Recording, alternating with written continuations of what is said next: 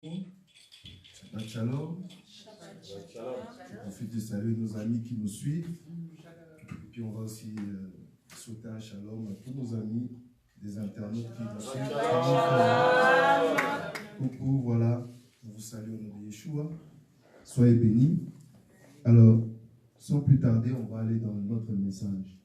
Le thème de ce matin, j'ai préparé ce tableau pour gagner du temps. S'intitule L'Er Lera, donc c'est en hébreu. L'Er Lera veut simplement dire va vers ta destinée. En fait, c'est pas va vers ta destinée, mais c'est va vers ou va jusqu'à toi-même, va vers toi-même. C'est ce que ça veut dire exactement. L'Er Lera. Va jusqu'à toi-même. Il y a d'autres versions qui disent va pour toi seul. D'autres versions disent aussi va vers toi-même. Amen. Et moi, j'ai intitulé ce message, le thème de ce message, va vers ta destinée. Donc, nous allons parler de l'Er Lera. Va vers toi-même. Va jusqu'à toi seul. Et nous allons comprendre ici que ce n'est pas une individualité. Amen. Donc, on va commencer par lire ces versets dans la Genèse chapitre 12.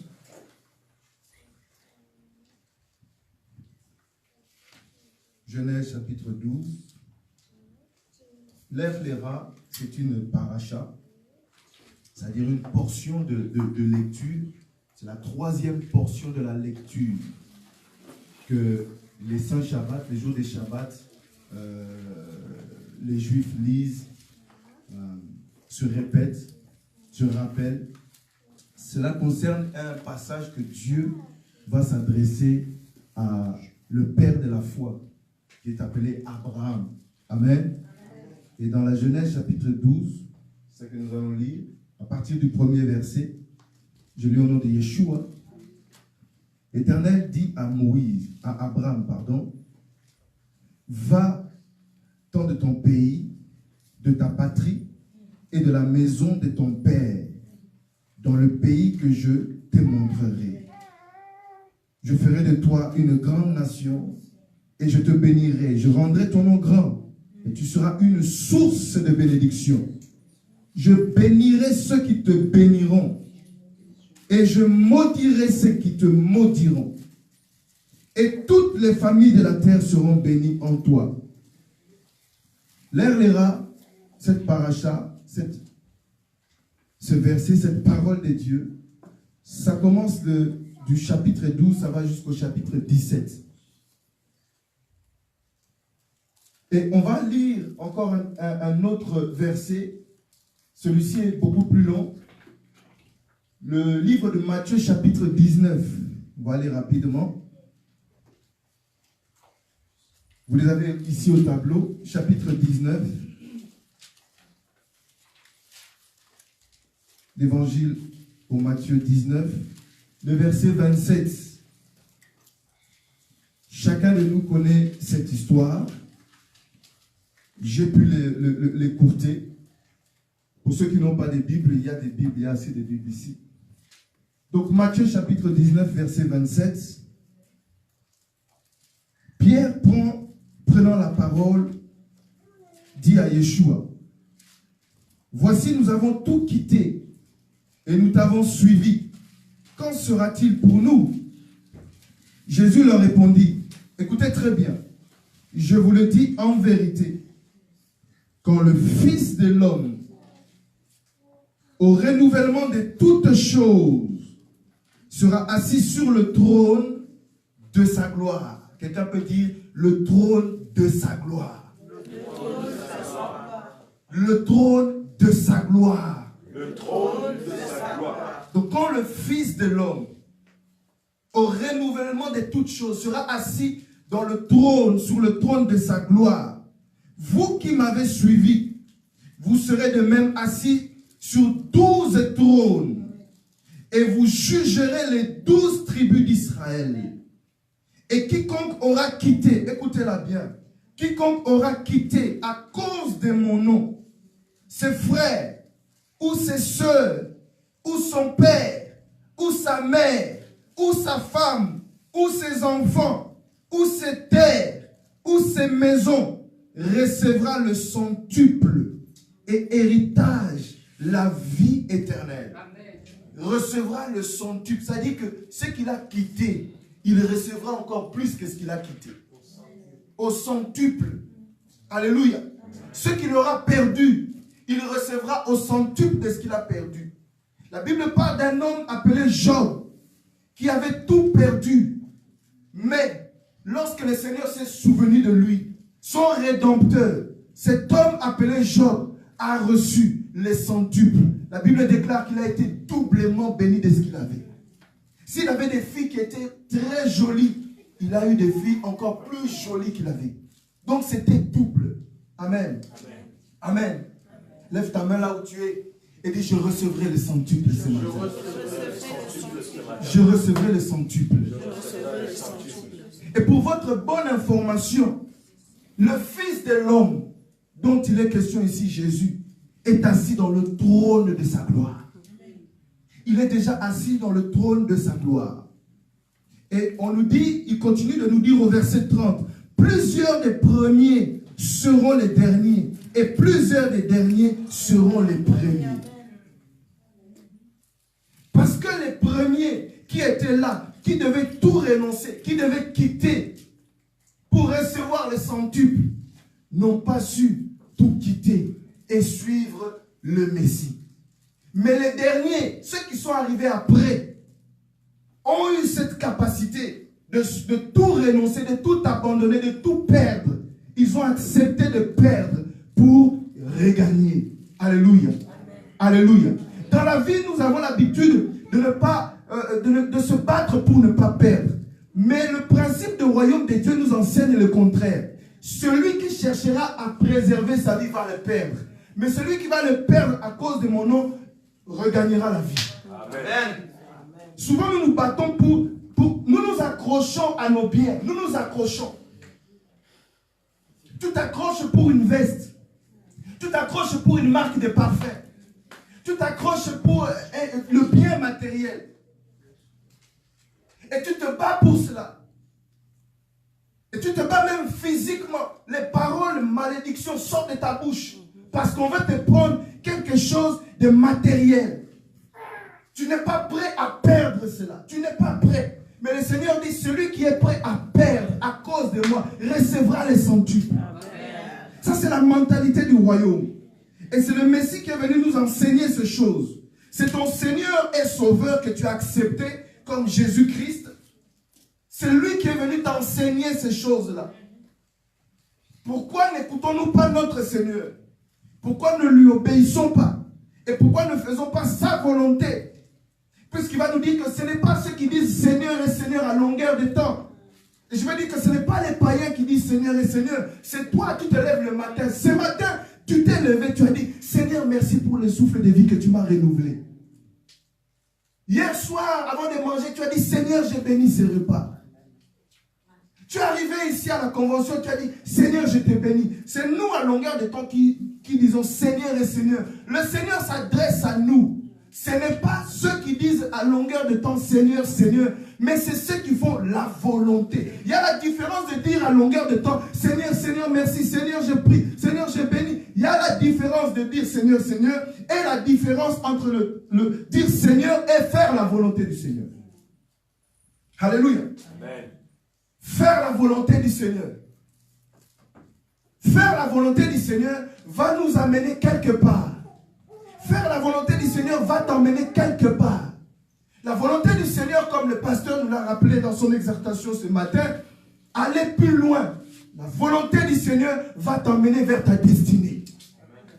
Dire Seigneur, Seigneur, Seigneur, Seigneur ne va pas t'emmener dans ta destinée. Mais faire la volonté du Seigneur va t'emmener vers ta destinée. Puisqu'il dit que celui qui quitte, qui abandonne ses frères, son père, sa mère, ses biens, ses maisons, voire sa propre fille, il renonce à tout ça à cause de moi. Il recevra au centuple. Là où je suis assis sur le trône, il sera aussi assis sur le trône. Alléluia. Il va vers une destinée. Quelqu'un est là? Amen. Amen. Il y a un autre passage que nous allons finir avant de rentrer. Cantique des Cantiques, chapitre 2. Donc, entre Proverbes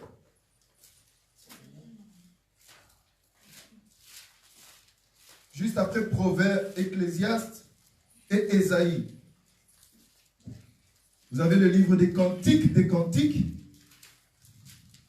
et nous allons résoudre un problème. Cantique des Cantiques, chapitre 2, verset 10, nous dit ceci. Au verset 10. Mon bien-aimé parle et me dit, lève-toi mon ami, ma belle, et puis viens. Lève-toi, mon ami, ma belle, et viens.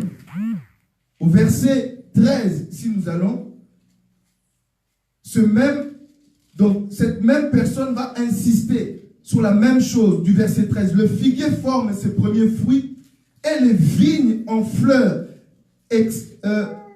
exaltent leur parfum. Lève-toi à nouveau. Lève-toi, mon ami, ma belle, et viens. Quelqu'un peut dire à l'autre, lève-toi. Lève-toi. Mais tu dis pas viens, tu dis va vers. Lève-toi, va vers. Ce verset que nous venons de lire, c'est une mauvaise interprétation. En réalité, le l'air ici, l'air, c'est-à-dire va vers ce que Dieu appelle, s'adresse en s'adressant à Abraham, il lui dit lève-toi. Il lui dit lève-toi et va vers. En hébreu, il a dit ceci, koumi l'air, c'est-à-dire lève-toi, lève-toi, et l'air, va vers toi-même. Dieu, dans ce verset, Cantique des Cantiques, ici, il ne lui dit pas de venir. Il ne lui dit pas de venir. C'est ça la mauvaise traduction. Est-ce que quelqu'un est là? Ce n'est pas viens, mais c'est plutôt va vers, va. Il lui dit va vers. Il veut lui dire élève-toi. Il veut un éveil ici qui doit se passer. Une résurrection, une nouvelle naissance, un départ qui permette à l'amante de se retrouver elle-même et de rencontrer sa propre destinée. Quelqu'un comprend? Il lui dit lève-toi et va vers pour que cette personne aille à la rencontre de sa propre destinée. Et on va à la rencontre de sa propre destinée. De quelle manière? C'est ce que nous allons voir ici. Le visage qui doit refléter la gloire. Comment ce visage se reflète de la gloire?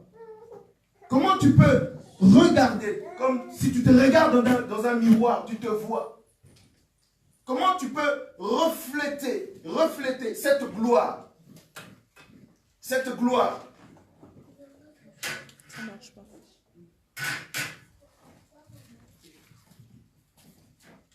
Comment est-ce possible? C'est ce que nous allons voir ici, par la grâce de Dieu. Et nous allons maintenant introduire. Avant d'introduire, j'aimerais que nous puissions prier. Nous prions, nous inclinons nos regards et nous prions au nom de Yeshua. Saint-Esprit, nous te bénissons ce matin. Tu es ici avec nous pour nous éclairer, pour nous ouvrir les yeux, pour nous bénir, pour nous conduire dans toute la vérité. Apporte-nous la révélation, visite chacun de nous et glorifie le nom de notre Seigneur Jésus-Christ de Nazareth, Emmanuel qui est au milieu de nous. Emmanuel qui est parmi nous. Emmanuel qui est en nous. Que ce Christ, ce oint, ce Messie qui est en nous, soit glorifié et soit magnifié et manifesté à travers nos vies. Je bénis ce message, je bénis tous ceux qui nous suivent pour que toute la gloire soit à toi. Au nom précieux de Yeshua, je t'ai ainsi prié. Amen. Amen. Amen. Amen. Quelqu'un rappelle après moi l'air, les rats. L'air, les rats. L'air, les rats. Amen. Amen. Ok. Avant d'aller plus loin, je vais, par la grâce de Dieu, on va revenir dans Genèse 12. Dieu s'adresse à Moïse. Il lui dit, Moïse, lève-toi et va vers. Sors de ta patrie, sors de ta contrée. Et vous savez que Moïse se trouvait en Ur, en Chaldée. Quitte la maison de ton père, ta patrie. Souvent on a interprété ce passage et on a beaucoup prêché par rapport à ça en disant que Abraham a quitté son père, Abraham a quitté ses frères, ses soeurs, sa famille. Il a tout abandonné là-bas, vers la Mésopotamie, et il est monté vers le pays que Dieu devait lui montrer. Amen. On a tous compris comme ça, et on a tous aussi prêché comme ça. Mais Abraham n'a jamais abandonné son père. Bien que son père Terah était un prêtre de Nimrod, mais Abraham n'avait pas rejeté son père. Et vous savez, pour la bonne information, nous allons aller, nous sommes dans la parole, Genèse 12. Parce que nous ne lisons pas assez la Bible. Et vous allez voir que dans le Genèse 11, celui-même qui fait sortir Abraham de Ur en Chaldée, ce n'est pas Abraham lui-même, mais c'est son père Terah. On peut y aller? Genèse 11. Verset 31. Terah prit Abraham. Terah, c'est le père d'Abraham. La Bible dit ici que Terah prit Abraham, son fils, amen, son fils, et Lot, fils d'Aaron, donc son petit-fils, fils de son fils, et Sarah, sa belle-fille. Qui a pris tout cela? C'est Terah. Pour quelle raison? Écoutez. Femme d'Abraham, son fils, ils sortirent ensemble d'Ur en Chaldée pour aller au pays de Canaan. Ils vinrent jusqu'à Charan ou Haran et ils y habitèrent. Donc c'est Terah qui a pris ses enfants, qui a pris sa famille tout entière et qui les a fait sortir d'Ur en Chaldée. Et pendant leur marche, ils vont stationner dans un lieu ou un pays appelé Charan. Ils vont s'arrêter là. Et la Bible dit que c'est ici que Terah va mourir. Terah va partir. Il va abandonner sa famille. Le père est parti. Ils vont faire le deuil là. Et maintenant, ce que nous lisons dans Genèse 12, quand l'Éternel vient visiter la vocation d'Abraham, c'est après cette aventure. Ou maintenant, parce que le chemin, c'est la direction. La direction, c'est vers Canaan. Mais, à cause de ce deuil, ils ont oublié qu'il faut continuer le chemin.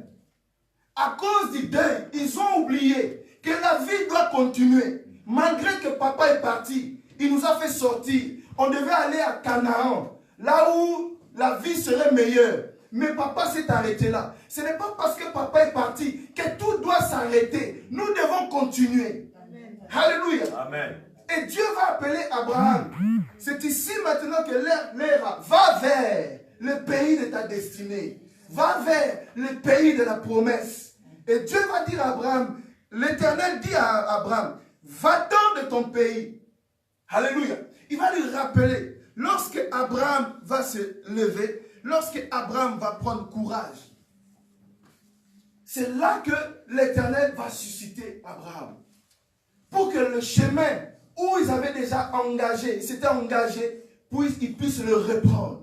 Quelqu'un est là? Amen. Alléluia. Amen. Je veux dire à quelqu'un qu'il y a des choses de la vie qui fait que non, tu t'arrêtes. Tu avais bien commencé. Tu partais vers quelque part. Tu partais en route vers ta bénédiction. Tu partais en route vers le mariage. Tu partais en route vers la prospérité. Mais quelque chose s'est passé. Boum, tu stationnes. Tu stationnes. Et tu oublies La vision prophétique te quitte. La pensée de Dieu, le plan de Dieu te quitte. Tu restes stationné. Mais tu oublies que tu dois aller. Nous devons aller vers. Alléluia. Amen. Et Dieu t'appelle, non pas à venir, mais Dieu t'appelle à aller vers. Ok. Dis à celui qui est à côté de toi, va vers. Va vers. Il faut dire avec la foi. Amen. Mais écoutez, j'ai dit tout à l'heure que ce n'est pas quelque chose de personnel. L'erlera, c'est va vers toi-même.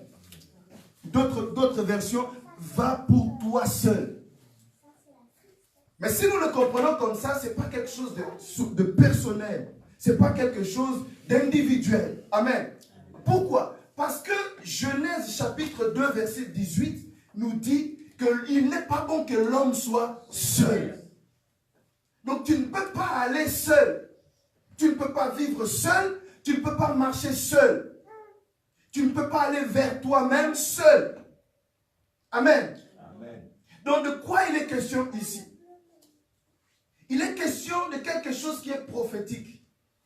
Quelque chose qui est en relation avec le Mashiach, le Messie, le Christ qui est en toi.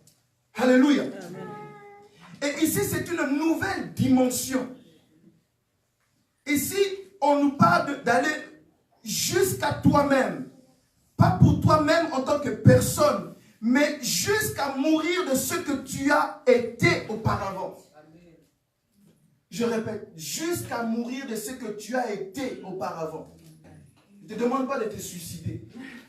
Je te demande, ici, les questions d'aller jusqu'à mourir. Quand la parole de Dieu, Yeshua, dit que si quelqu'un ne renonce pas jusqu'à sa propre vie, il n'est pas prêt à me servir. Il n'est pas prêt à faire la volonté de Dieu. Il va passer son temps à dire Seigneur, Seigneur, Seigneur, Seigneur, mais il ne sera pas prêt à faire la volonté de Dieu. Or, le royaume de Dieu, le royaume des cieux, ce n'est pas tous ceux qui disent Seigneur, Seigneur, Seigneur, mais c'est ceux qui font la volonté de Dieu. Alléluia. Amen. Ici, aller vers toi-même, c'est d'être prêt à aller jusqu'à mourir à ton ancienne vie, à ce que tu étais dans le passé. Alléluia. Donc, mourir jusqu'à ce que tu as été pour renaître de nouveau. C'est-à-dire de ne plus t'appartenir. De ne plus appartenir à ce que tu as été dans le passé.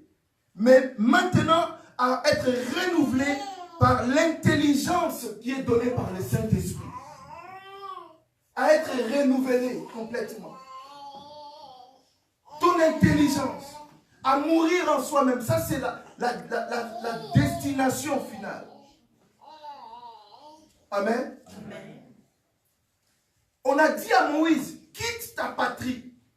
Dans sa patrie, il avait beaucoup de choses. Dans sa patrie, il avait peut-être commencé à construire sa maison pour faire la vie avec sa femme. Dans sa patrie, il avait déjà des projets, beaucoup de choses. Mais lorsqu'on lui dit quitte là-bas, et Yeshua vient nous rappeler que celui qui veut me suivre, s'il n'est pas prêt à quitter aussi les choses, c'est-à-dire il n'est pas prêt à aller vers où je dois l'emmener, c'est-à-dire le renoncement. Tu ne peux pas aller jusqu'à Canaan. Tu ne peux pas être assis là où lui il est assis. Tu ne peux pas recevoir au centuple. Tu ne peux pas hériter des promesses et de la bénédiction. Puisque Dieu va dire à Abraham, va vers là-bas. Et là-bas, je te bénirai. Là-bas, je rendrai ton nom grand. Et là-bas, je ferai de toi une source ou un canal de bénédiction pour beaucoup. Mais, en amont de tout cela, tu dois être prêt à quitter. Tu dois être prêt à abandonner. Tu dois être prêt à renoncer. Voir à ta propre vie. À renoncer à toi-même. Alléluia. Le lerlera ne concerne pas quelque chose d'individuel. Le lerlera concerne quelque chose de, non pas de l'extérieur, mais le lerlera concerne quelque chose de l'intérieur. Le lerlera concerne, c'est la quête de quelqu'un d'une personne qui recherche, qui va vers sa destinée et qui se recherche en soi-même. Alléluia. Amen. Alléluia. Amen. Quelqu'un est là? Amen. Mais cette recherche-là, c'est là où il est important de comprendre comment elle s'est faite et comment elle se trouve. Parce que la Bible dit ceci, que notre vie, elle est où? Elle est cachée en Christ. Alléluia. Amen. Donc il est important de bien comprendre où doit se trouver, se situer ta recherche. Souvent, beaucoup de gens disent qui je suis, se posent des questions sur soi-même. Je suis qui? Pourquoi ma vie est comme ça? Je ne sais pas, je ne comprends pas. Je ne sais même pas qui je suis. Mais si tu ne comprends pas que déjà, ta vie ne t'appartient même pas. Alléluia. Amen. Pourquoi te lamentes-tu sur ton sort? Moi, je préfère que tu te lamentes sur Christ. Parce que quand tu te lamentes sur ton sort, quelque part, tu cherches à te connaître. Mais tu ne te trouves pas. Mais si tu te lamentes sur Christ, le Seigneur fera grâce que tu trouves Christ. Amen. Parce qu'il va dire, cherchez-le, il se laissera trouver. Alléluia. Amen. Alléluia. Amen. Alléluia. Amen. Donc il ne faut pas chercher à s'appartenir, mais il faut chercher à appartenir à ce que tu étais, ne plus appartenir à ce que tu étais dans le passé. On va voir cela. Amen. N'oubliez pas que Abraham était quelqu'un qui ne connaissait pas, qui venait d'un pays païen, là où les gens étaient idolâtres. Amen. Et ici, on parle d'une personne qui a été le premier qui a été converti. La première personne qui a eu la foi et qui a avancé, qui a marché vers sa quête, vers la recherche de son Seigneur qui était en lui, la recherche de son lui-même, à l'intérieur de lui-même, pour l'amener dans cette destination où le Seigneur lui avait promis d'arriver. Alléluia. Et Abraham est le premier à arriver là-bas. Mais vous allez voir qu'Abraham est aussi un type de Christ, quelque part. Parce qu'on ne peut pas parler de ça sans parler de Christ. Vous comprenez? Et la Bible va nous dire que Abraham, c'est celui qui a été éprouvé. Il a été éprouvé à 10 reprises. On nous parle des 10 épreuves d'Abraham. Et on dit qu'Abraham a remporté toutes ces épreuves-là, sans exception. Les 10 épreuves d'Abraham, ce sont simplement les 10 paroles. Les 10 paroles, c'est quoi? C'est les 10 commandements de la loi qui étaient donnés à Moïse pour le peuple de Dieu. Dans le Genèse, Exode chapitre 20, vous les avez. Abraham, sans avoir reçu les tablettes de la loi, avait déjà la loi dans son cœur. Il avait déjà ces 10 paroles. Ces 10 commandements qu'on appelle encore les 10 épreuves. Sur le chemin de l'Erléra, va vers ta destinée. Il y a 4 éléments qui nous amènent là-bas. Amen. Amen. Je vais parler des 4 éléments. Dans les 4 éléments, il y a le désert. Il y a le désert. Quelqu'un dit avec moi le désert. Le désert. Il y a le désert. Ça, c'est le premier élément. Ensuite, il y a la tentation ou les tentations. Deuxième élément. Le troisième, il y a le brisement. Et le quatrième, il y a la crucifixion. Quand on parle de la crucifixion, c'est mourir en soi-même. Alléluia. Amen. Mourir en soi-même. Vous savez, quand tu es un enfant de Dieu, là je parle aux convertis, à ceux qui viennent il n'y a pas si longtemps. Ceux qui sont baptisés il n'y a pas si longtemps. Ceux qui arrivent et il y a le zèle là. Si on ne fait pas attention, si vous ne faites pas attention que quand on se convertit au Seigneur et qu'on ne commence pas à faire un travail de brisement en soi-même, c'est difficile. Alléluia. C'est difficile. À quoi on est brisé? On est brisé à la personne du passé. On est brisé à la nature qu'on était avant. Voilà pourquoi je disais que l'Erléra, c'est d'aller vers quelque chose de nouveau. Alléluia. C'est de quitter cette personne que tu étais avant. Les renoncements là, ton frère, ton père, ta mère. Non, ce n'est pas je ne veux plus voir mon frère, je ne veux plus voir mon père, je ne veux plus voir ma mère. Ce n'est pas ça. Et beaucoup enseignent des choses comme ça, alors ils n'ont pas compris parce qu'ils ne connaissent pas les racines hébraïques. Amen. Amen. Amen. Parce que là-dedans, c'est plus profond que ça. Il est question de l'état de la personne. Et là où la personne doit aller, jusqu'à... donc, le but ultime, c'est la mort en soi-même. Pour renaître de nouveau. Tu ne peux pas renaître de nouveau si tu ne meurs pas. Jésus-Christ a dit, si le grain de blé qui est tombé dans la terre, s'il ne meurt pas, il ne peut jamais germer, il ne peut jamais ressortir, il ne peut pas ressusciter. Il doit mourir. Donc, si toi, grain de blé, tu es tombé dans la terre. Oh my God. La terre. Prenons la terre. La terre. Terre en hébreu, Eretz. Eretz. Et Eretz, valeur numérique, 39. 39. La foi. La foi en hébreu. Emouna. Emouna. Valeur numérique, 39. Donc, la terre et la foi, c'est la même valeur, c'est la même chose. Donc si le grain de blé qui est tombé dans la terre, ça veut dire que ce grain de blé n'a pas la foi. La foi sur quoi? La foi de croire que non, je dois mourir, que si je meurs en moi-même, je ressusciterai, je changerai de vie, je serai une nouvelle créature. Tu ne peux pas. Quelqu'un comprend ça? C'est toi qui as reçu la foi. C'est toi qui es tombé dans cette terre. Alléluia. La foi vient d'où? La foi vient de ce qu'on entend. Et ce qu'on entend vient de la parole de Christ. Donc lorsqu'on te communique la foi, c'est une sémence. Et l'homme est qui? L'homme est fait avec de terre. Amen. Donc on communique, on sème la foi dans la terre que tu es. Et si cette sémence n'est pas tombée dans une bonne terre, c'est-à-dire n'a pas reçu un cœur pour croire, pour mourir, jamais cette parole peut changer la vie de cette personne. Amen. Alléluia. Amen. Tu resteras une terre en qui on semence, on donne la parole, mais rien ne se passe. Alléluia. Amen. Donc Yeshua dit, si quelqu'un ne meurt pas, il ne peut pas ressusciter. S'il ne meurt pas en lui-même, il ne peut pas. On ne meurt pas pour des choses, on ne meurt pas dans la nouvelle vie, on meurt pour le passé. On meurt pour l'ancienne identité. On meurt pour l'ancienne personne qui on était. Alléluia.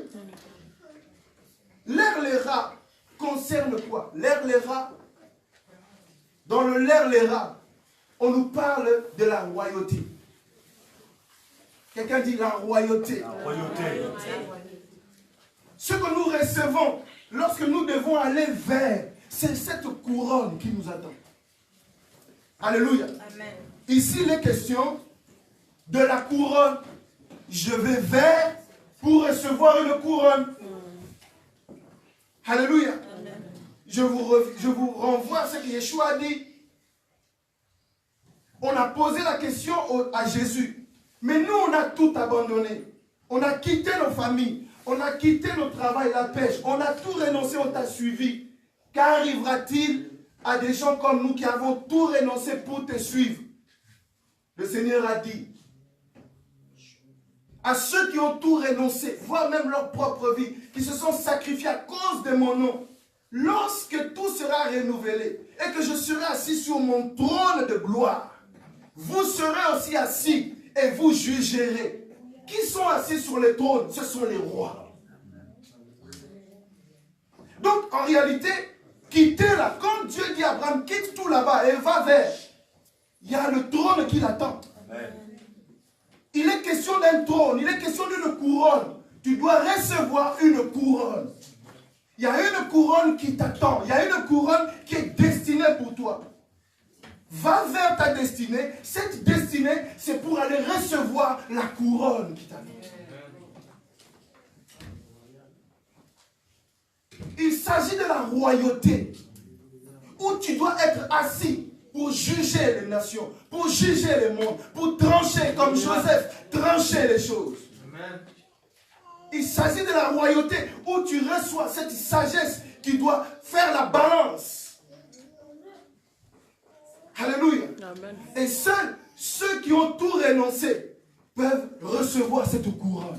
Oh, que le Dieu, que le roi des rois puisse porter, mettre sa couronne sur toi. Amen. Alléluia. Alléluia. Amen. Abraham il partait vers cette royauté. Abraham avait pris cette direction. Lorsque le Seigneur lui dit que toutes les nations seront bénies en toi. Je bénirai ceux qui vont te bénir. Je maudirai ceux qui vont te maudire. Et toutes les nations seront bénies en toi. Toutes les nations recevront des jugements par ta postérité. C'est-à-dire c'est ta postérité qui aura la capacité de bénir. C'est ta postérité qui aura la capacité de porter les jugements, de trancher. De dire si c'est le temps ou c'est pas le temps. De dire j'ouvre et je ferme. J'arrête. Alléluia. Mais nous allons encore aller plus loin. Alléluia. Lève les rats. Va vers ta destinée. Va vers jusqu'à toi-même. Mais il faut quitter. Il faut renoncer. Pourquoi? Il y a la résurrection. Ici, on parle de la résurrection, du renouvellement. Qu'est-ce que 2 Corinthiens 5, chapitre 17 dit? Il dit quoi? Vous connaissez ce verset? Qu'est-ce qu'il dit? 5, 17. Si quelqu'un est en Christ, il est devenu quoi? Une nouvelle créature. Les choses anciennes de cette personne-là, les choses anciennes de cette personne-là, ils sont quoi? Ils sont quoi? Ils n'existent plus. Il n'y en a plus. On n'en parle plus. Si tu viens me reparler de ma vie passée, je vais faire l'amnésie. Je vais jouer l'amnésie. Je ne connais pas.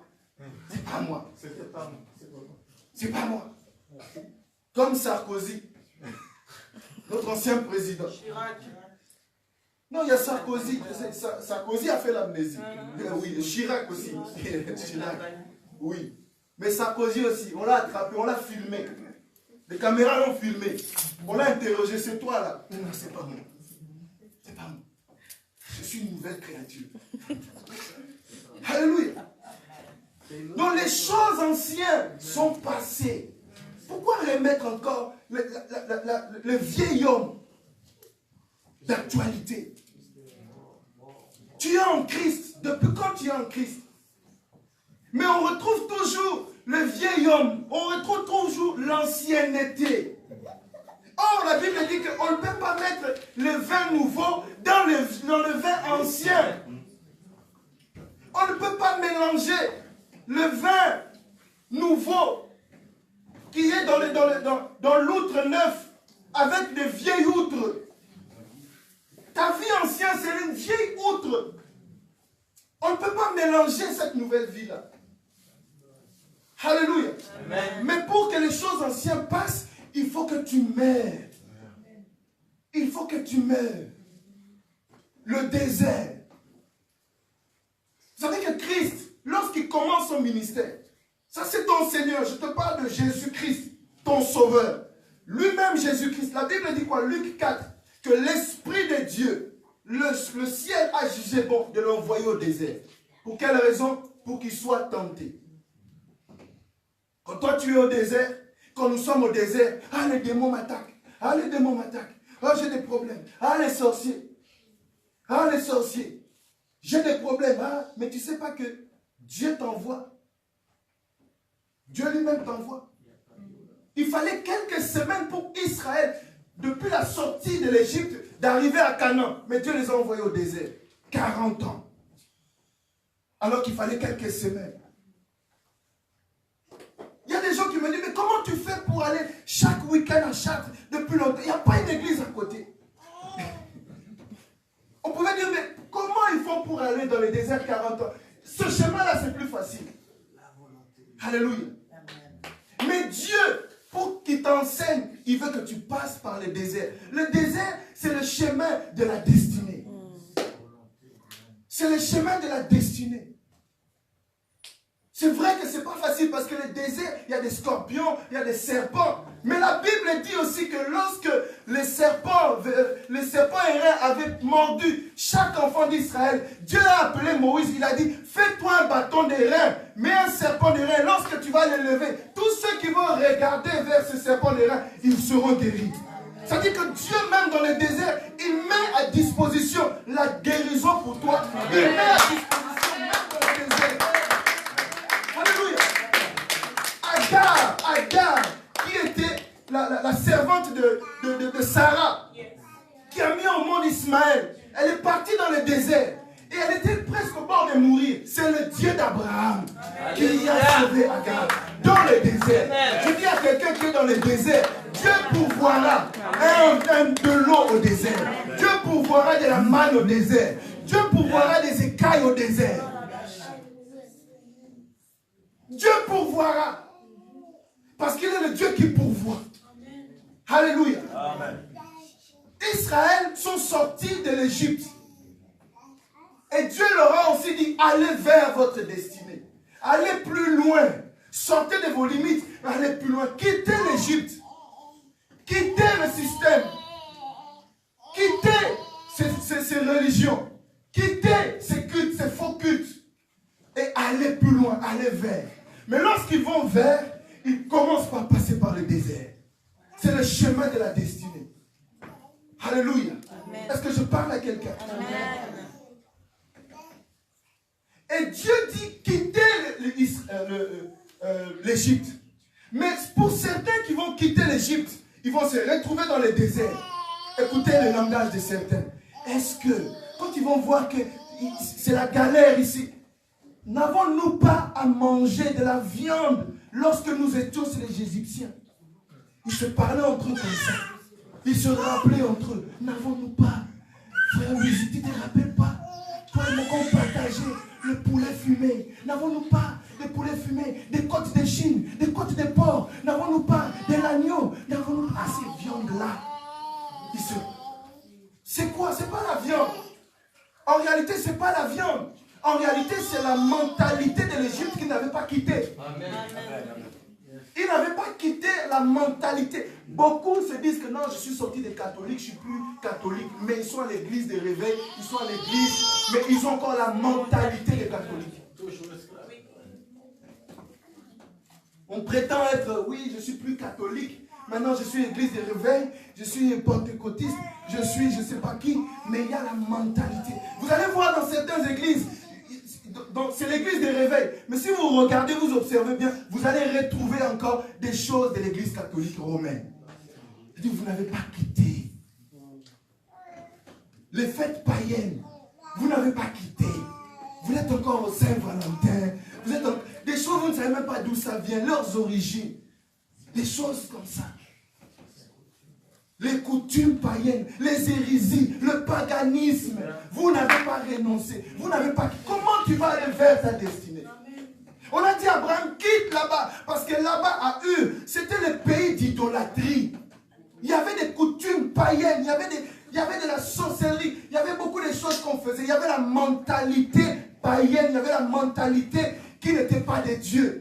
Et lorsque Dieu dit à Abraham, quitte ta patrie, il ne dit pas simplement sors d'un pays. Il dit complètement, et ta mentalité, quittez tout ça. Je vais te donner une autre mentalité. Je vais renouveler ton intelligence. Par le renouvellement du Saint-Esprit qui renouvelle l'intelligence. Quitte ce que tu as appris. Quitte ce que tu avais compris. Quitte cet état-là. Quitte cette nature-là. Quitte cette habitude-là. Quitte ces mauvaises habitudes. Quitte ces mauvaises attitudes, quitte ces mauvais caractères, quitte ça. Je vais faire de toi une nouvelle créature. Amen. Ce qui était ancien va passer. Amen. Maintenant, tu seras quelqu'un de nouveau. L'ère, c'est d'aller vers donc une nouveauté de vie. Une dimension de vie qui était inconnue dans le passé. Une personnalité que toi-même, tu ne pouvais pas savoir que non, j'étais aussi appelé à être de telle manière. Et c'est vers cela que nous devons aller. Va vers. Va vers. Il y a quelque chose, une créature en toi. Et cette créature, c'est le vrai toi. C'est ta vraie personnalité. Ce que tu es en réalité aujourd'hui, ce n'est pas ce que tu dois être. Je m'adresse à quelqu'un ce matin. Ce que tu es aujourd'hui n'est pas ce que tu dois être. Va vers ta destinée. Va vers ton identité. Va vers ce que tu dois être. Le véritable toi. Le véritable toi. Et cela ne se peut que se passer si tu quittes d'abord. Toi qui es à la recherche de ton identité, commence par quitter d'abord la vieille identité. Commence à renoncer, commence à mourir. Accepte de ne plus, accepte de mourir. Accepte de mourir. Alléluia. Notre Seigneur est parti, tenté. Et c'est le Saint-Esprit qui l'a emmené là-bas. Pour qu'il soit tenté. Dans le désert. La Bible dit que l'homme ne vivra pas seulement d'eau et de pain, mais de toute parole qui sort de la bouche de Dieu. Lorsque tu vas dans le désert, c'est un lieu où le Seigneur est c'est la formation, c'est l'enseignement. C'est là-bas que tu apprends que non, l'homme que je suis destiné à ne pas seulement vivre que la nourriture, mais de la parole vivante de Dieu. Amen. Alléluia. Voilà pourquoi dans le désert, il y a eu la tentation. Et dans la tentation, on a dit au Seigneur, le diable a dit au Seigneur, mais tu es le Seigneur, voilà de pierre, transforme-les en pain, mange, toi tu as faim. Il dit, tu ne tenteras pas le Seigneur, tu ne tenteras pas ton Seigneur, tu ne tenteras pas l'Éternel. Alléluia. Et il lui a répondu par la parole, parce qu'il était la parole. Ça dit qu'un enfant de Dieu, quand il est tenté, il doit, pour sortir de cette tentation-là, il doit résoudre le problème par la parole.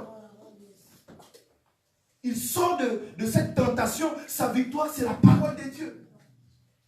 Parce que le diable, quand il te tente par rapport à la parole de Dieu. Il te tente par rapport à la vie chrétienne. Alléluia. Il sait que tu es un pasteur. Il sait que tu es un serviteur de Dieu. Il sait que tu es une servante de Dieu. Il sait que tu es chantre. Il sait que tu as la loi de Dieu. Et d'ailleurs, pour faire tomber le peuple d'Israël, lorsque le prophète Balak,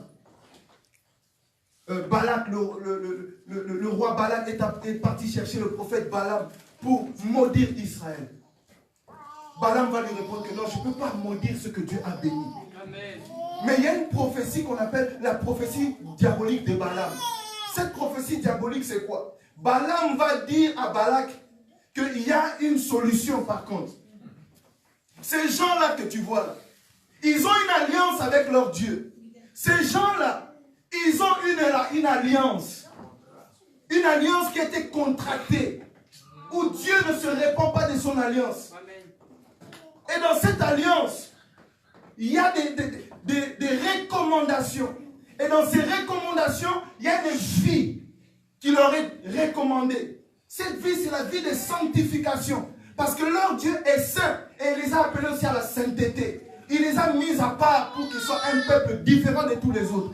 Dieu t'a mis à part pour être une personne différente de tous les autres. Tu n'es pas un enfant de Dieu pour dire que je prie, je vais à l'église, je suis chrétien, j'ai la foi. Mais tu es un enfant de Dieu pour marquer la différence avec tous les autres. Amen. Et cette différence doit se voir.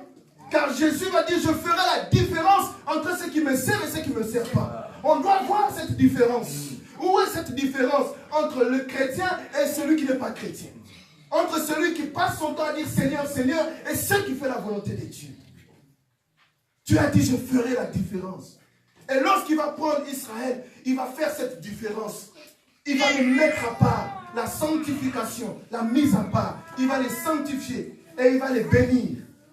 Alléluia. Amen. Voilà pourquoi Israël était différent de tous les autres. Et voilà, tu dois comprendre pourquoi tu es différent de tous les autres. Parce que Dieu veut se glorifier. Dieu veut manifester sa gloire. Dieu veut se révéler aux autres. Mais comment il va se révéler aux autres s'il ne te met pas à part, s'il ne te rend pas différent des autres? Pour que quelqu'un dise, ah, cette personne-là, quand je le vois, sa vie, son comportement, son attitude, il marche dans la piété. Il a des problèmes, mais il est dans la piété. Il reflète la gloire. Ah, c'est là la gloire de Dieu. C'est là que Dieu se révèle. Alléluia. Amen. Alléluia.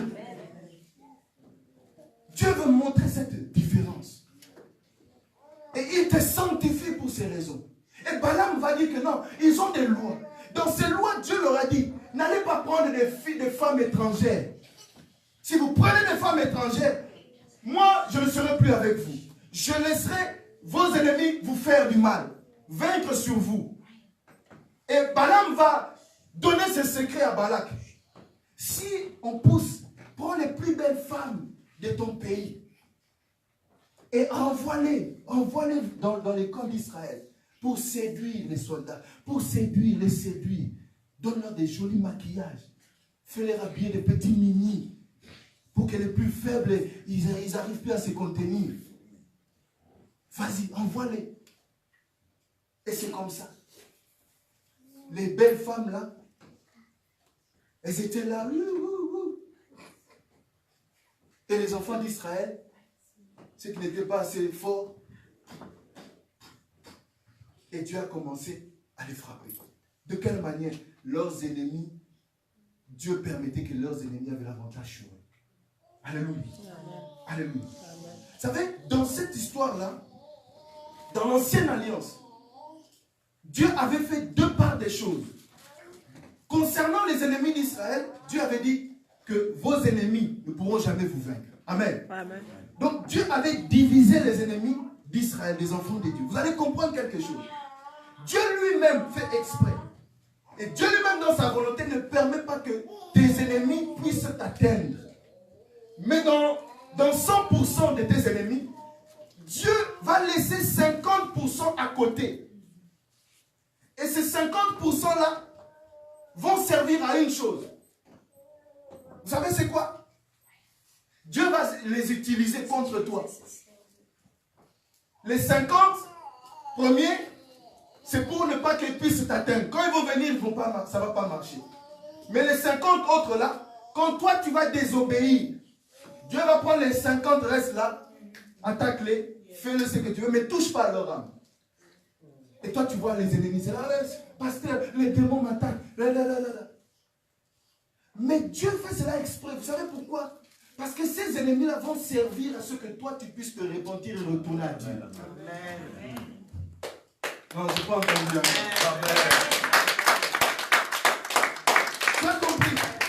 C'est-à-dire que Dieu, il sait que quand toi tu vas t'écarter de lui, donc il va utiliser tes ennemis, les 50 là, pour tellement te persécuter, pour que tu reviens à Dieu. Pour dire, Seigneur, pardonne-moi parce que je me suis éloigné de toi, j'ai péché contre toi. Voilà. Il va se servir de ça. Ces 50-là vont servir à te ramener dans sa présence, à te ramener dans sa volonté, à te repentir. Alléluia. À faire tes chouvas. C'est-à-dire à te repentir demi-tour. Dieu a laissé l'enfant prodigue. Allez, vas-y. Tu veux te révéler, vas-y, pars. Mais là-bas, j'ai placé aussi des cochons. Et quand tu vas manger la nourriture des cochons, tu vas revenir. Il y a des gens, moi j'ai pris, qu'il y a des gens qui se sont égarés, ils puissent manger la nourriture des cochons. Pourquoi? Pourquoi j'ai dit ça? La nourriture des cochons, je prêcherai de ça un jour. Mais c'est remarquez que c'est la nourriture des cochons qui sont montés dans la conscience de cet enfant pour dire que je suis arrivé à ce niveau-là. S'il n'y avait pas la nourriture des cochons, il aurait continué. Donc il y a des gens, il faut qu'ils arrivent jusqu'à la nourriture des cochons pour qu'ils se rendent compte que non, je suis allé trop loin. Il faut que je retourne, c'est mon Père. Quelqu'un comprend ça? Amen. Oh, que tu manges la nourriture des cochons. C'est bon pour faire tes chouvas. Ça est utile pour retourner au Père. Que tu manges la nourriture des cochons. Alléluia. Amen. Alléluia. Donc, va vers ta destinée. Le désert, les tentations. Les gens vont te tenter. Là-bas, tu seras tenté. Mais c'est le chemin de ta destinée. Et tu es tenté pour une bonne raison. Tu es éprouvé pour une bonne raison. C'est parce qu'on veut te faire de toi un roi. On veut te faire de toi une reine. Amen. Alléluia. Amen. Alléluia. Amen. Salomon n'est pas monté dans la royauté. On ne l'a pas pris comme ça, on l'a introduit comme ça. Son autre frère qui voulait usurper la royauté de son père David. Les gens sont partis le prendre. Ils sont partis le mettre dans le trône. Oui, on a fait des cérémonies. Vite, vite, vite, vite, vite. Parce que le roi David va mourir, il va mourir. Donc toi, on te prépare déjà. Absolument, tu seras déjà roi. On a fait des choses à la va-vite pour l'intronisation. Mais lorsque la femme de David va comprendre toutes ces histoires et va aller dans la chambre du roi, David, avant de mourir, on va lui dire, ton fils Salomon, tu dois l'introniser. Qu'est-ce que David a dit pour Salomon? David a demandé qu'on puisse prendre l'enfant, on le fasse descendre dans ces fleuves-là. Il y a un fleuve dans le jardin d'Éden. Dans le jardin d'Éden, c'est Gihon. Vous allez voir, il y a des fleuves, Gihon. Et on va demander à ce qu'on fasse descendre Salomon à Gihon. Et là-bas, à Gihon, on va le oindre là-bas par les prophètes. On va l'introniser là-bas. Et il va remonter. Ça dit, regardez le mouvement. On fait des... Même qui connaît les secrets. Il dit non, torrent comme ça. C'est des torrents puissants là-bas. Donc c'est comme si David demandait qu'allait faire mourir l'enfant. Là-bas, il va revenir à la vie et introduisez-le. On parle de Christ, oh, bien aimé. Christ qui meurt, qui ressuscite et qui est assis à la droite du Père. Qui monte. Mais avant de monter, il doit partir en bas. Oh. Le Père, c'est que pour que le Fils monte, il doit descendre. Et quand il va descendre au plus bas, au plus profond, il remontera. Et quand il va remonter, il ira là-haut. Il sera le roi de Dieu. Et c'est ce que David va demander pour Salomon. Faites descendre le petit. Qu'il aille à Gihon, qu'il aille au séjour des morts, qu'il aille là-bas, qu'il rencontre, qu'il aille dans le désert, qu'il aille dans la tentation, qu'il aille donc pour mourir, pour être prouvé. S'il ne va pas être prouvé, qu'il aille pour être déchiré, qu'il aille pour être transformé, qu'il aille pour que son Dieu meure. Parce que quand il va remonter, c'est lui qui sera assis sur le trône. C'est lui qui recevra la couronne. C'est lui qui va juger. C'est lui qui va trancher. Et Salomon est appelé qui? La sagesse des cieux. Alléluia. Alléluia. Amen. Voilà pourquoi j'ai dit que lorsque tu vas vers cette destinée, il est question de la royauté. Il est question de recevoir la couronne, la sagesse pour trancher, pour juger. Mais pour aller, il faut que tu descends. Quelqu'un va aller vers sa destinée? Amen.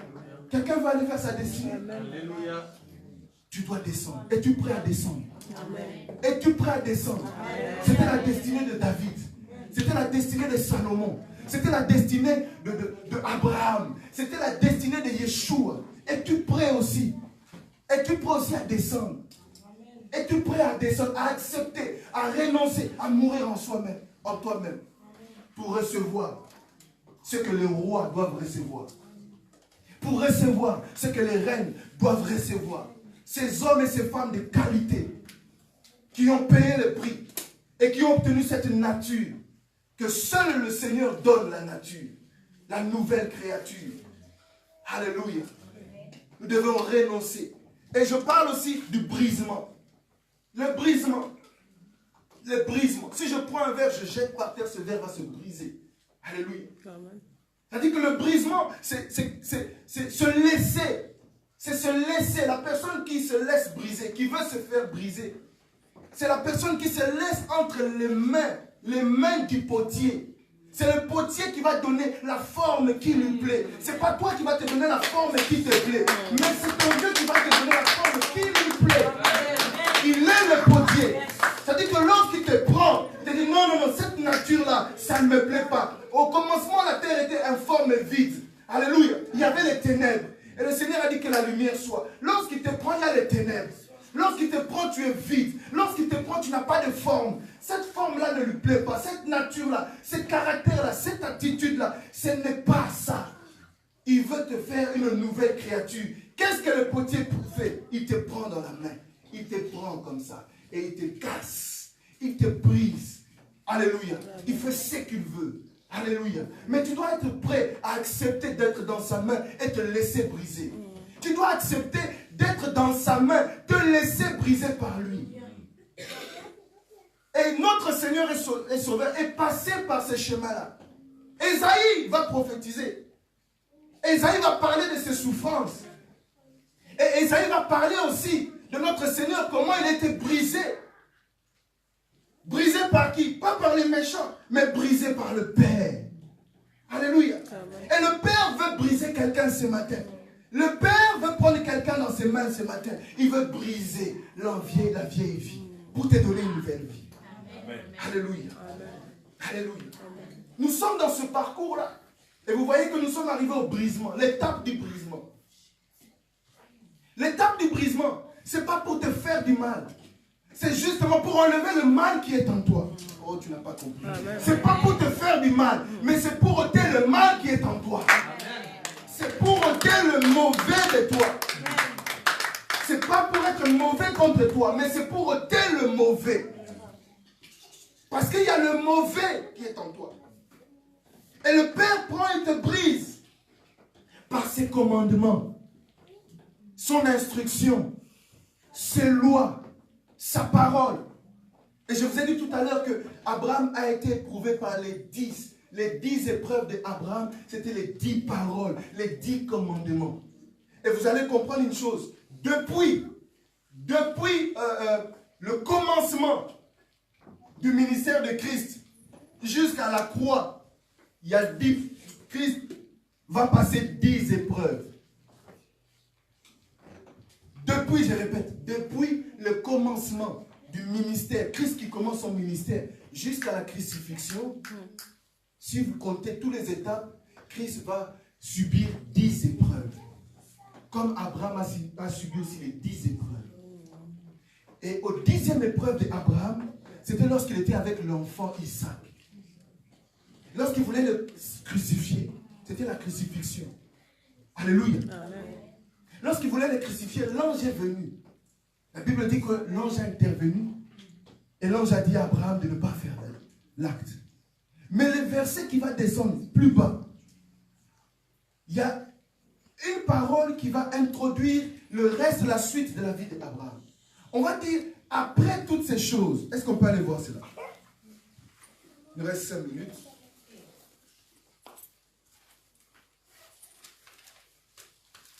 Genèse chapitre 22, au verset 15, au verset 20 plutôt. Genèse 22, au verset 20. La Bible dit, après ces choses, virgule, on fit à Abraham un report en disant ceci, cela. Mais après ces choses, d'autres versions disent après toutes ces choses, d'autres disent après toutes ces épreuves.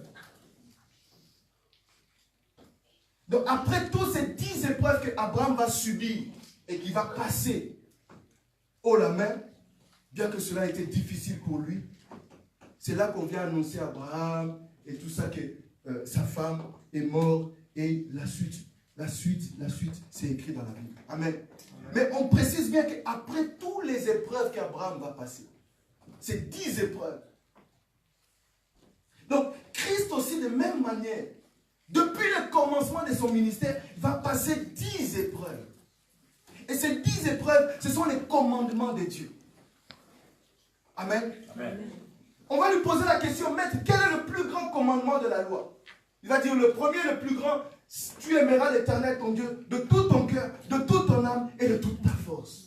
Voici le second qui lui ressemble. Tu aimeras ton prochain comme toi-même. De ces 2 commandements dépendent toute la loi et les prophètes. De ces 2 commandements dépendent les 10 commandements, les 10 paroles. Et cela était aussi dans le cœur et dans l'esprit de Christ. Alléluia. Il n'est pas venu avec les tablettes, mais il était venu avec cela en lui. Et il a mis tout cela en pratique. Et il a été éprouvé par ces 10 là. Regardez bien. femme qui a été prise par adultère. La Bible dit quoi? On a ramené cette femme-là pour éprouver Jésus. Alléluia. Et toutes les tentations, toutes les épreuves qu'il a subies étaient en relation avec les 10 paroles. Les commandements. Tu n'es pas tenté comme ça. Tu n'es tenté à cause des commandements de Dieu. On a dit, tu aimeras ton prochain, tu ne tueras pas, tu ne prononceras pas de mauvaises paroles. Mais quand tu es tenté, c'est toi qui ouvres la bouche pour maudire, pour insulter, pour menacer. Tu ne feras pas de mal. C'est dans les 10 paroles. Tu n'auras qu'un seul Dieu. Mais nous voyons des chrétiens qui ont un pied chez Maman et l'autre pied chez Yahvé. Qui sont des idolâtres. Alléluia. Je suis l'Éternel ton Dieu. Tu n'auras pas d'autre Dieu devant ma face. Mais d'autres personnes ont d'autres dieux devant la face. Mais Abraham a obéi à ces 10 paroles. C'était les épreuves. Les 10 paroles étaient ses épreuves. Et Jésus-Christ, les 10 paroles étaient ses épreuves. Vous comprenez ça? Et ça, c'est le chemin. C'est le chemin de la destinée. C'est à quoi tu es appelé à aller vers ta destinée. Et tu vas rencontrer vers ce chemin les 10 épreuves, qui sont simplement les 10 paroles, les 10 commandements qui vont venir à toi par des épreuves. Mais tu ne vas pas te rendre compte que c'est les 10 paroles qui viennent te tester. C'est les 10 paroles qui viennent t'éprouver. C'est les 10 paroles qui viennent te juger pour réellement voir, est-ce que réellement tu es destiné à la royauté. C'est une parole qui va venir. Honore ton père. C'est cette parole, la 10e qui va venir. Honore ton père. Honore ta mère. Il va venir frapper à ta porte. Il va venir t'éprouver. Alléluia. Amen. Tu sanctifieras les Shabbats. C'est ce commandement-là. C'est le 4e qui viendra à ta porte. Qui viendra ce jour de samedi pour t'éprouver. Pour savoir est-ce que tu es vraiment destiné au chemin à la royauté. Alléluia. Alléluia. Tu ne prendras pas la femme d'autrui. C'est cette parole-là qui viendra te prouver. Lorsque tu verras une belle créature passer devant toi et ta tête, tes yeux vont tourner. Oh, c'est cette commande-là qui viendra pour réellement te prouver, réellement voir si tu es destiné à la royauté. Tu ne prononceras pas des vaines paroles. C'est cette parole qui viendra. Alléluia. Et on dit qu'Abraham a obéi. La Bible dit qu'Abraham a obéi. Il a obéi à quoi? À ses 10 paroles. C'était ses épreuves. Et on dit que Yeshua a obéi. Il a obéi à quoi? Aux 10 paroles. C'était ses épreuves. Il a été brisé. Vous savez où? À quel moment? Dans le jardin de Gethsemane. À Gethsemane. Gethsemane veut dire pressoir d'huile. C'est là qu'on met l'huile et les pierres qui passent, le rouleau. Si vous allez à Jérusalem, vous allez voir le jardin, le mont des Oliviers. Vous allez voir, il y a encore ce lieu appelé Gethsemane. Ces pierres que les femmes roulaient pour faire l'huile. C'est énorme comme ça. Et on met l'huile et on roule la pierre. Et l'huile passe par un système, un conduit, et c'est récupéré pour qu'on en fasse ce qu'on veut à manger, pour qu'on l'utilise pour les chandeliers, allumer, éclairer les chandeliers. Et c'est là-bas que Christ est passé. C'était pour un signe. Ce n'était pas un lieu par hasard. Parce qu'il devait passer là-bas. Et remarquez que là où il était, les disciples dormaient. Et lui seul est resté. Personne ne pouvait tenir. Pour dire quoi? Parce qu'il devait être pressé. Il devait être brisé là. Et quand tu es brisé, j'ai dit tu es brisé pour qu'on te rende meilleur. Mais la deuxième dimension, tu es brisé pour en fait, ce qui doit être brisé, c'est ta volonté à toi. Là où Christ, dans le jardin de Gethsemane, lorsqu'il était pressé, on dit que la sueur, c'est devenu des grumeaux de sang. Et c'est là qu'il va dire, Père, non pas ma volonté, mais que ta volonté. Tu es brisé pour ne plus faire ta volonté à toi. Mais tu es brisé pour que la volonté de Dieu s'établisse en royauté et en majesté en toi. Alléluia.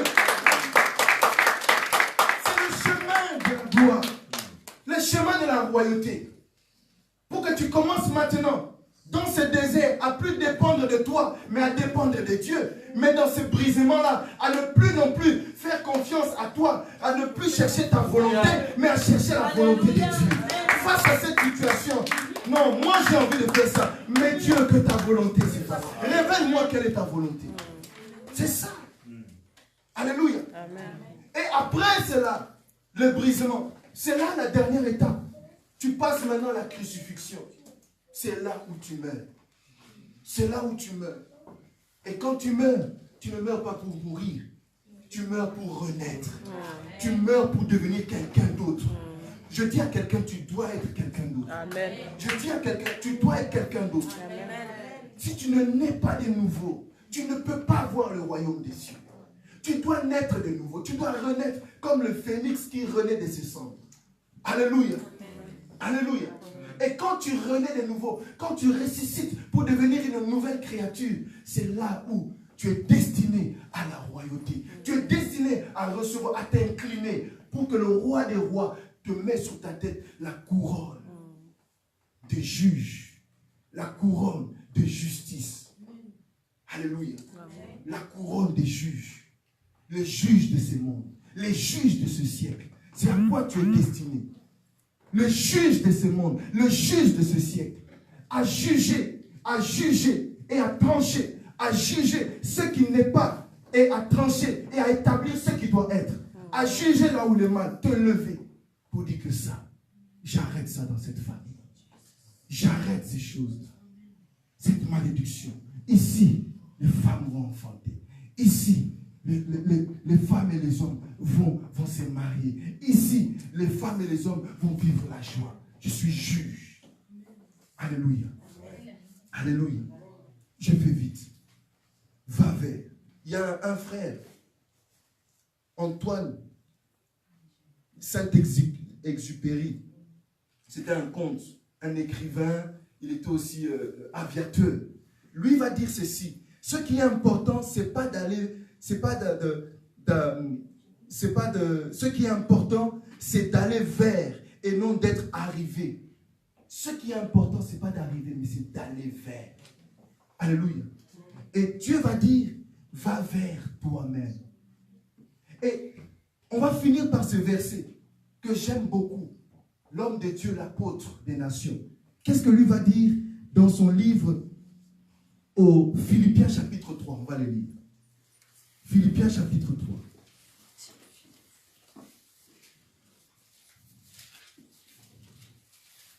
Philippiens chapitre 3, à partir du verset 5.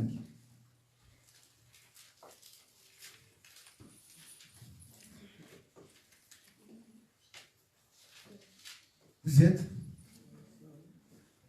Moi aussi, cependant, j'aurai sujet de mettre ma confiance en la chair.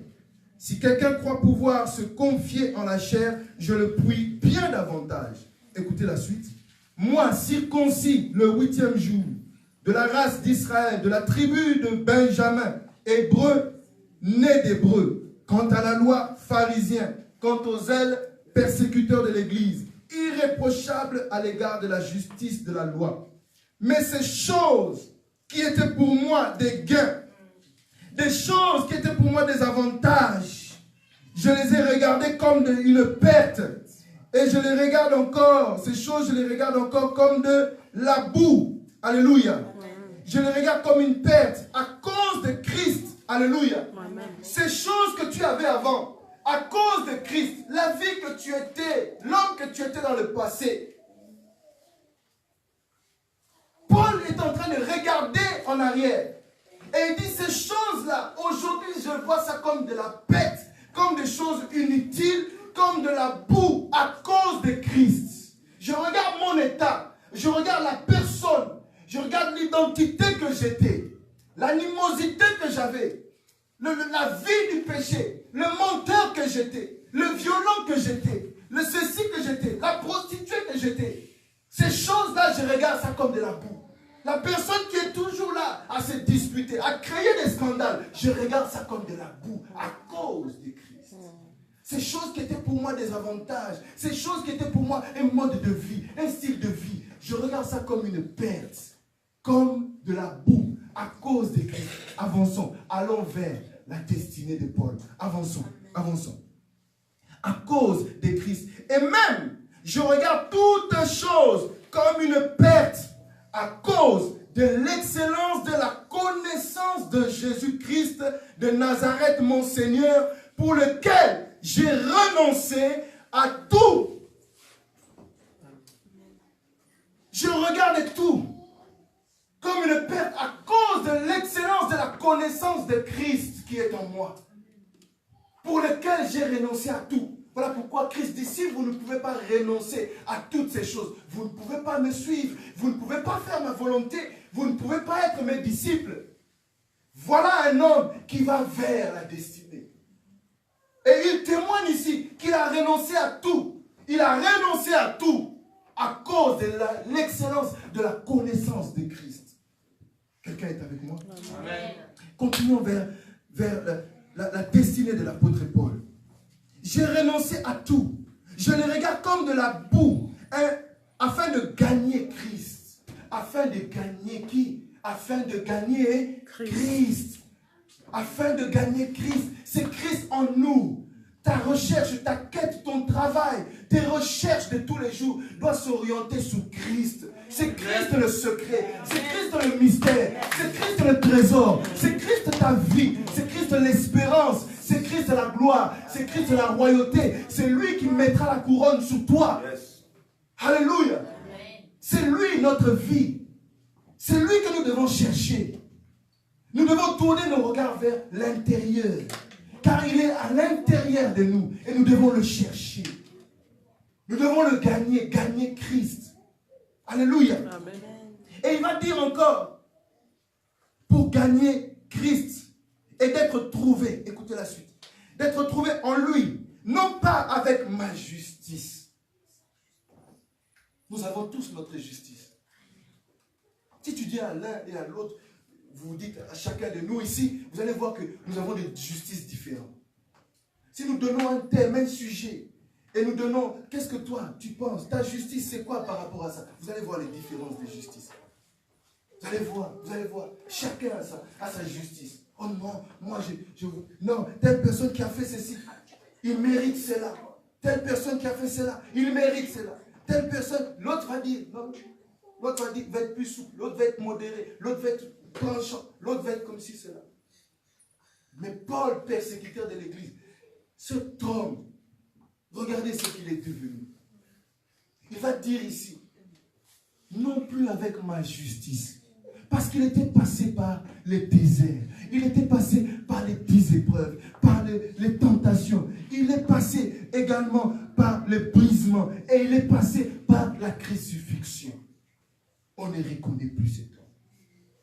Il dit, ce n'est plus ma justice, mais c'est la justice de Dieu. Or, quelques années plus tard, c'est lui-même qui a demandé, qui a donné les lettres pour dire, envoyez-moi à Damas. C'est lui-même qui est monté à cheval pour aller faire sa justice contre les chrétiens. Il avait sa justice selon sa loi. Il a dit, laissez-moi aller.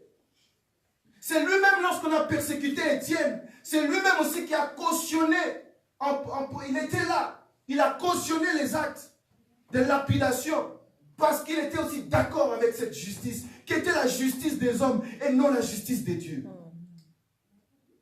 Mais cet homme qui va aller vers sa destinée, les rats de Paul, va les ramener à ce que ce n'est plus sa justice, mais c'est la justice de Dieu maintenant qui va régner dans sa vie. Et il va dire, celle qui vient de la loi, mais avec celle qui s'obtient par la foi en Christ. La justice qui vient de Dieu par la foi. Alléluia.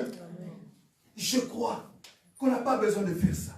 Mais moi je crois qu'en priant pour cette personne-là, le Seigneur est capable de les changer. Amen. Je crois que la prière est puissante pour changer les situations. Au lieu d'agir comme ceci, je vais fléchir plutôt les genoux et je vais mettre ma foi, je vais mettre mes mains en l'air et je vais intercéder pour cette personne. Et j'ai la foi en Dieu, la foi en Yeshua, que la main de Dieu qui n'est pas courte agira. Si ce n'est pas aujourd'hui, mais c'est demain. Ça, je crois. Alléluia. Ainsi, je connaîtrai Christ.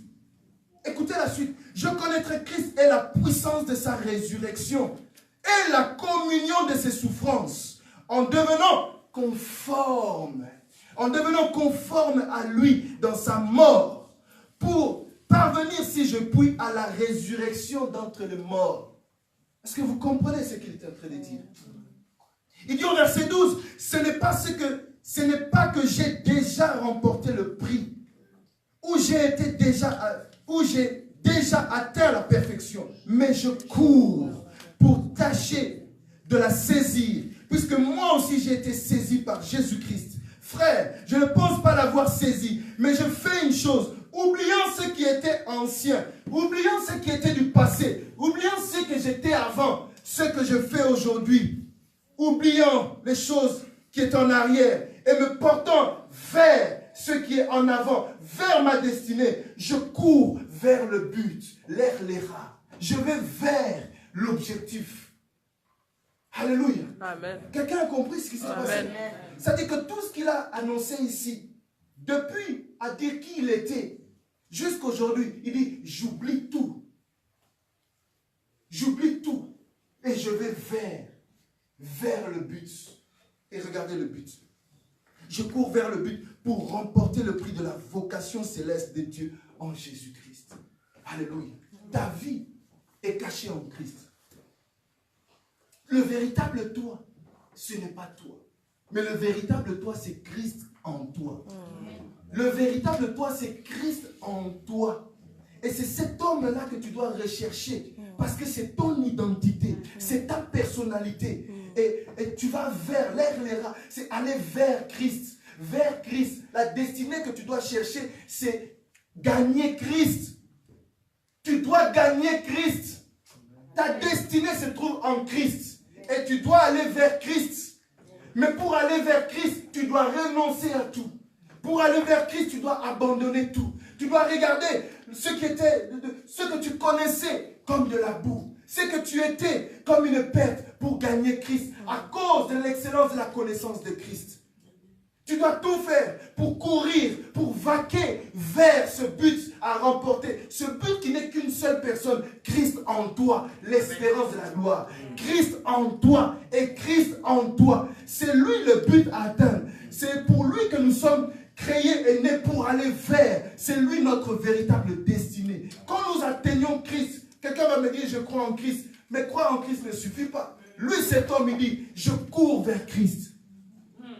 Je cherche Christ. Je cherche à le gagner.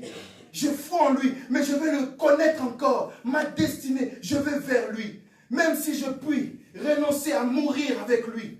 Et la communion, partager ses souffrances. La communion de ses souffrances, c'est ma destinée.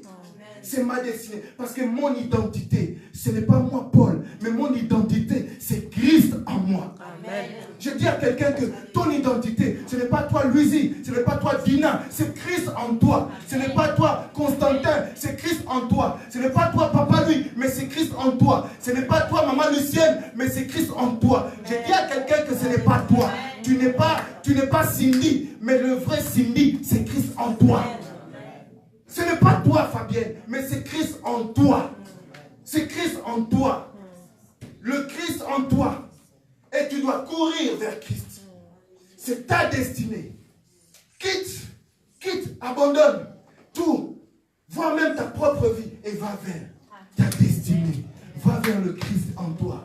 Va vers le Christ en toi. Tu vas te lever. Nous allons nous lever. Et nous allons aller vers le Christ en lui. Chacun de nous va aller vers le Christ qui est en lui. Sa destinée. Sa destinée. Pour que le Christ en toi puisse te donner cette couronne. Cette couronne qui t'attend. La couronne des justes. La couronne des juges. La couronne des puissants de ce monde. La couronne des puissants de ce monde. Sois pas dans la distraction. Sois concentré. Il y a quelque chose qui doit se passer. Ce message ne doit pas passer outre. Mais tu dois le chercher. Tu dois le chercher. Ton roi est en toi. Ton roi est là. Va vers ce roi. Cherche-le encore. Et voilà le chemin pour aller vers ce roi. Demande à ton roi de te donner les armes. Demande encore l'esprit du roi de te conduire vers cette destinée qui mène à lui, qui mène à Christ. Paul a dit, moi aussi, je fais une chose. Renonçons à ce qui était en arrière. Je tends vers l'avenir. Et je vais vers le but. Le l'air, aller vers toi. Aller vers toi-même. Ce toi-même n'est pas le véritable toi. Ce toi-même est le Christ en toi. Le l'air, aller vers ta destinée. Aller vers toi-même. Aller vers pour toi-même. Ce toi-même, c'est Christ. C'est Christ lui-même. Il n'est pas bon que tu sois seul. Voilà pourquoi Dieu a tant aimé le monde qu'il t'a donné Christ. Pour que Christ et l'Esprit de Christ soient avec toi. Élève ta voix, prie le Seigneur, prie le Seigneur. Là où tu es, prie le Seigneur. Commence à prier, commence à prier, commence à prier. Il a dit, ma maison sera appelée une maison de prière. Fais de ce lieu la maison de prière. Commence à prier, commence à prier. Commence à prier. Après toutes ces paroles, commence à prier. La prière est une puissance. Fais une prière de foi. Fais une prière fervente de juste. Commence à prier. Et regarde au-dedans de toi. Il est là. Il est là. Celui qui récompense ceux qui ont accepté de le suivre. Il est là. Celui qui établit les trônes. Celui qui fait asseoir. Qui te fait asseoir au-dessus des grands et puissants, de ceux qui se disent puissants, grands. Il te fait asseoir sur les trônes. Il est là pour t'introniser. Jésus-Christ de Nazareth. Élève ta voix et prie. Élève ta voix et prie. Que le Saint-Esprit te conduise vers la destinée, vers le but qui est Christ. Que le Saint-Esprit te conduise. Que le Saint-Esprit te conduise à renoncer, à quitter toutes choses, à sortir et aller dans ce désert. Que le Saint-Esprit te donne la victoire sur toutes les tentations. Que le Saint-Esprit de Christ t'amène jusqu'à Gethsemane pour te briser, te donner la forme qui lui plaît